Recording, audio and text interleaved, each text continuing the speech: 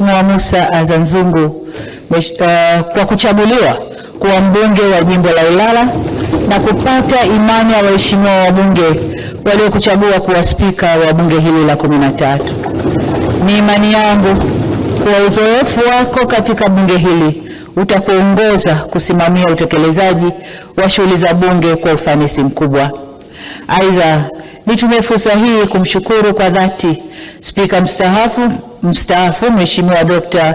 Tulia Ackson kwa kuliongoza vyema bunge la 12.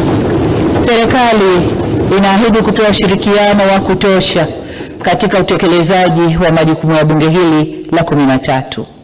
Kwa kauli hiyo hiyo, nimpongeze pia Mheshimiwa Daniel Baran Silo kwa kuchaguliwa kuwa naibu spika wa bunge hili.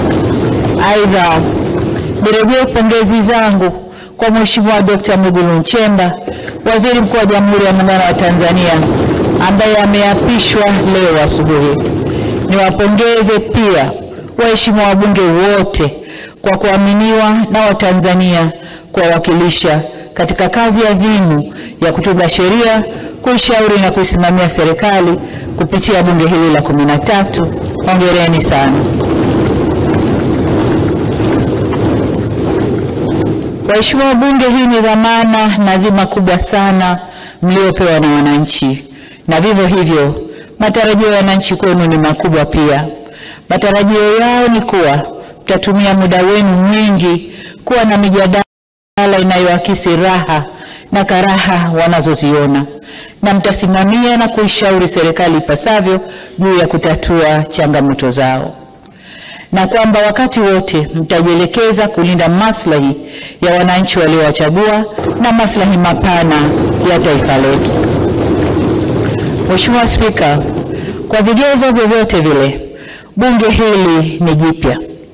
Takwimu zinaonyesha kuwa wabunge 223 kati ya wabunge 393, sawa na 56.7%, ni wabunge wapya kabisa. Aidha, 45% ya wabunge wote ni wanawake. Wabunge wanawake